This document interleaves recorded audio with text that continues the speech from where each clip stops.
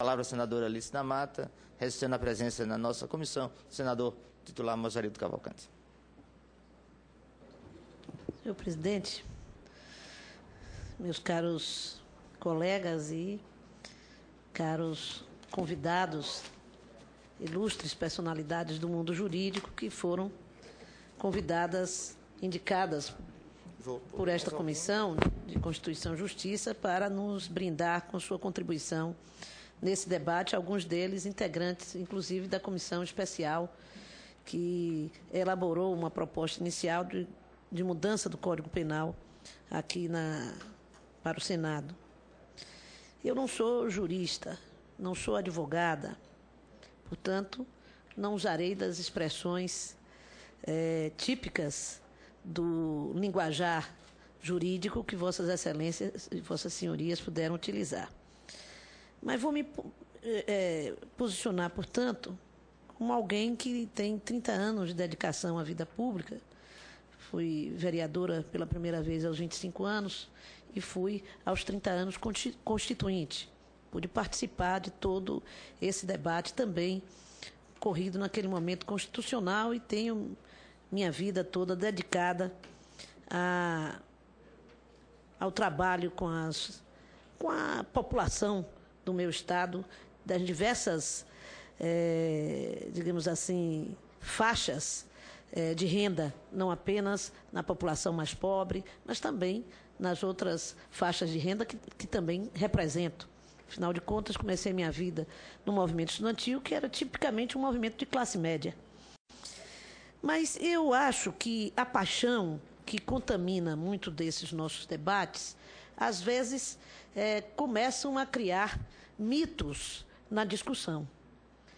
E é normal, é típico, né, da paixão que leva a sociedade a debater essas questões, principalmente as questões relacionadas com a criminalidade, porque elas são responsáveis por perdas traumáticas na vida da sociedade.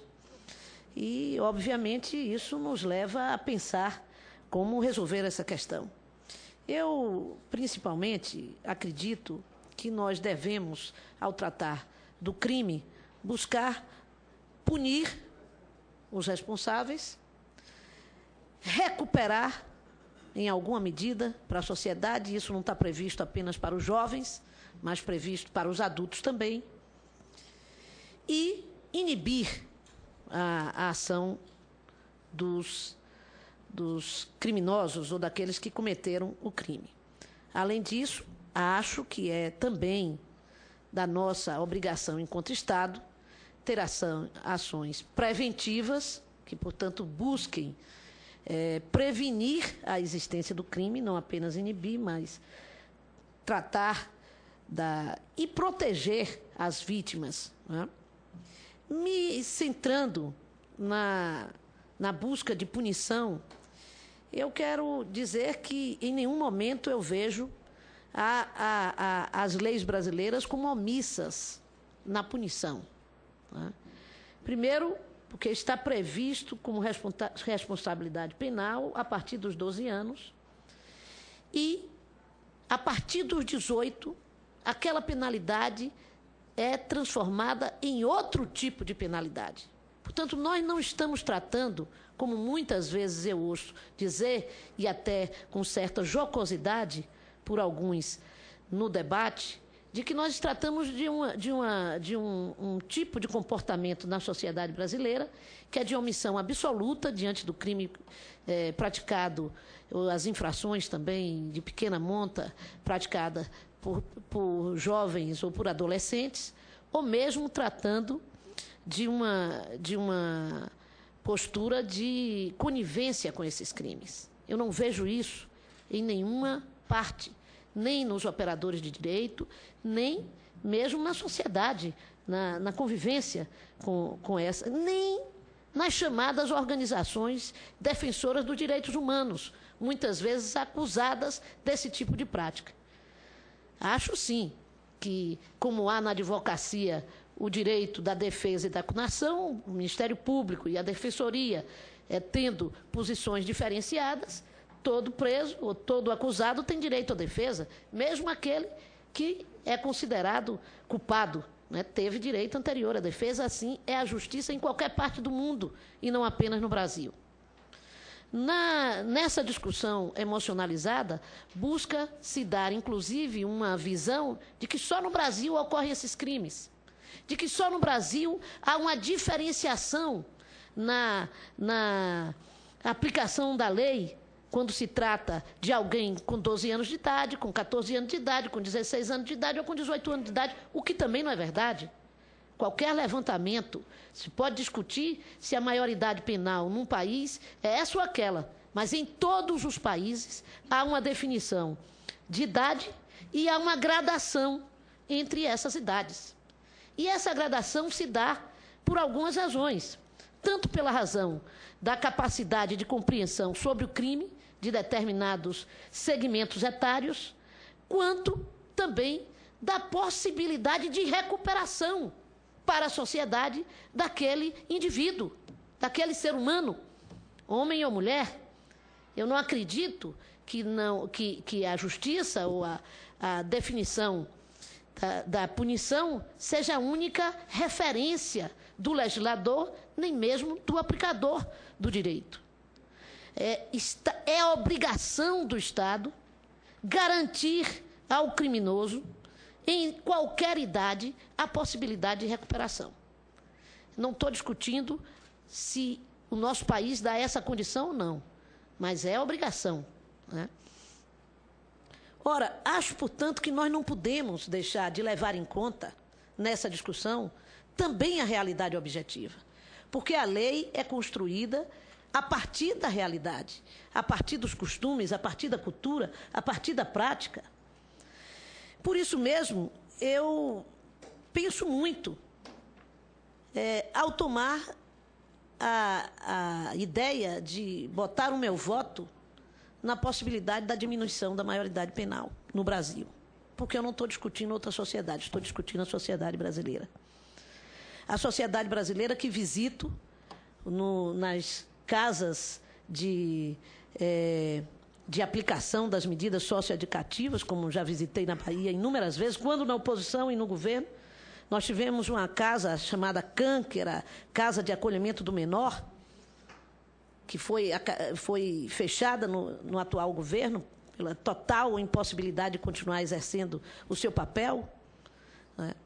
Onde eu pude verificar, senador, presidente desta comissão, Vital do Rego, jovens adolescentes que, apesar do estatuto dizer e determinar 45 dias, ou seja, a lei determina que ele tenha a sua pena determinada em 45 dias, estavam há um ano e meio, sob privação de liberdade, esperando uma pena de uma infração menor, que depois que saiu, ficou claro que ele não poderia sequer ter cumprido aquele estágio de privação de liberdade, porque nós não temos no interior do Estado casas suficientes, aliás, não tínhamos nenhuma àquela altura, casas de recolhimento para cumprimento de semi-liberdade, e eu gostaria de ter, senhor presidente, eu vou me dedicar a fazer isso, um levantamento de quantas casas dessas existem por Estado no Brasil. E nós vamos concluir que a maioria esmagadora do Estado brasileiro fornece esse tipo de equipamento apenas nas grandes cidades. Talvez São Paulo, pelo grande progresso econômico que tenha... E pela coragem do governador Mário Covas, que promoveu a descentralização da antiga FEBEM. Também. Vou finalizar. Portanto, olhando e me baseando na experiência prática de vida da sociedade brasileira, eu não considero nenhum jovem infrator, como já se disse aqui, inocente total. De jeito nenhum. Não estamos tratando disso. Eles não foram inocentes, cometeram infração. Aliás, alguém falou aqui sobre a questão da transgressão. E nós estabelecemos que transgressão é algo absolutamente nefasto na sociedade, e não é. E não é. Sem transgressões diversas, a sociedade não teria evoluído.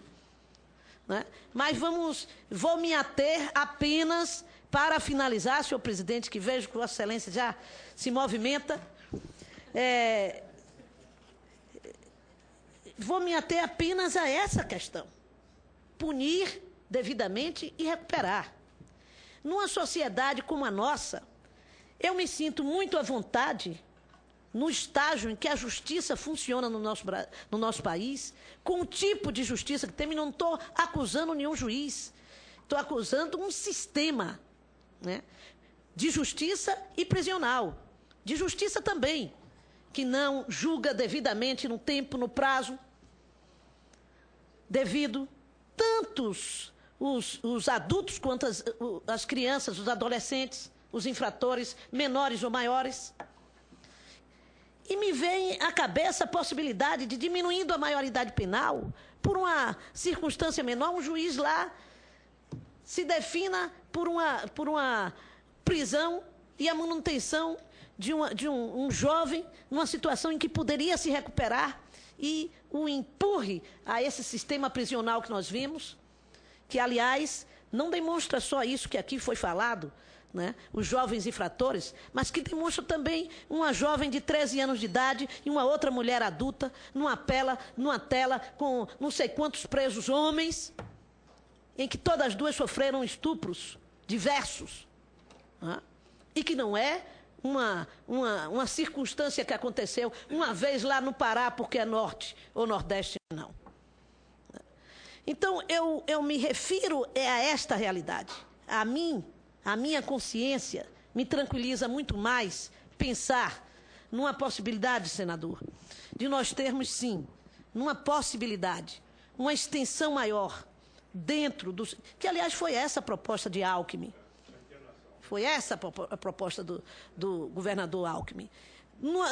Dentro do ECA, e que nós possamos fazer, sim, uma lei que possa determinar outro local a partir dos 18 anos conquistados. Para mim, isso é muito mais claro, é muito mais seguro do que nós simplesmente reduzirmos a maioridade penal e esperarmos por uma lei complementar, como tantas esperamos até hoje da Constituição Federal, que nunca foram feitas. A regulamentação da Constituição está aí inacabada.